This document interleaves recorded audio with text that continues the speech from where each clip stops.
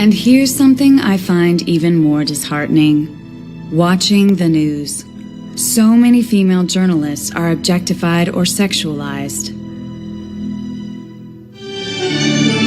This is the CBS Evening News with Katie Couric. Hi, everyone. I'm very happy to be with you tonight. Katie Couric was the very first national experience we had all together, viewing a woman who was not entertaining us, but whose presence and presentation was vital for, to the information that we needed.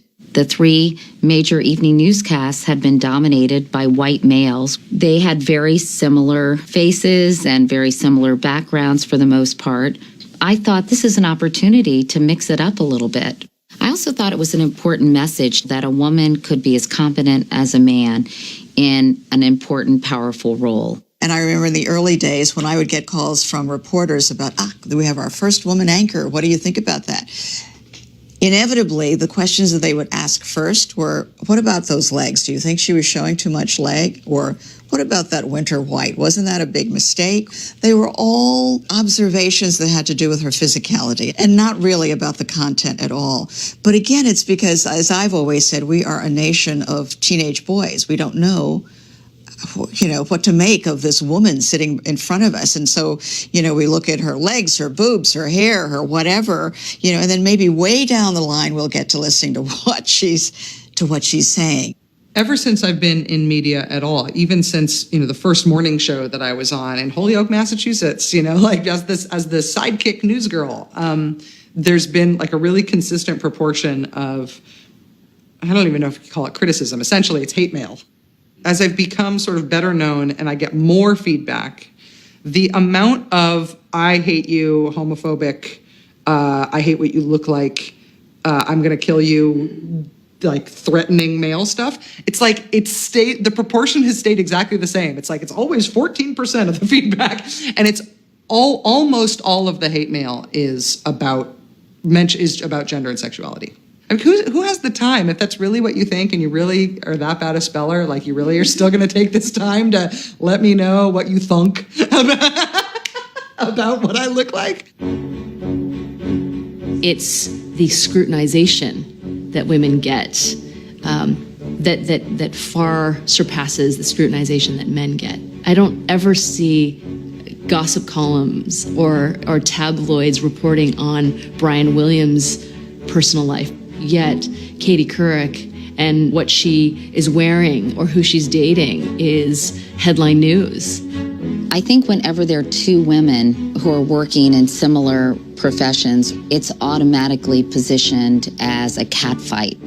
Diane Sawyer and I were pitted against each other as if, we were going to be in a mud wrestling competition on the weekends. And you never saw that with, say, Tom Brokaw and Peter Jennings. Take it away with the Red Hat Boys in blue.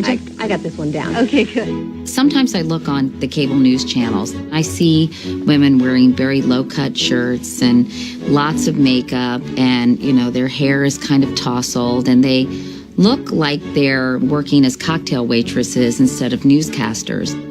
It's just a very mixed message. Folks, we're going to play a game. I'm going to show you a photo of a woman. You have to guess whether she is a professional newscaster or a Hooters waitress. Are you ready? Here we go.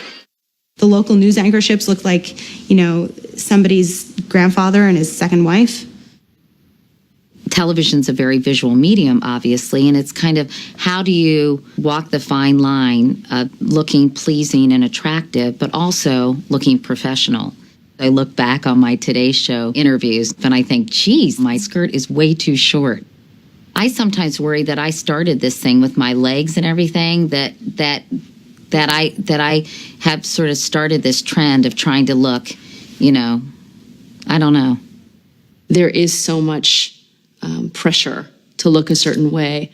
When I'm on television, I never try and explicitly dress sexy.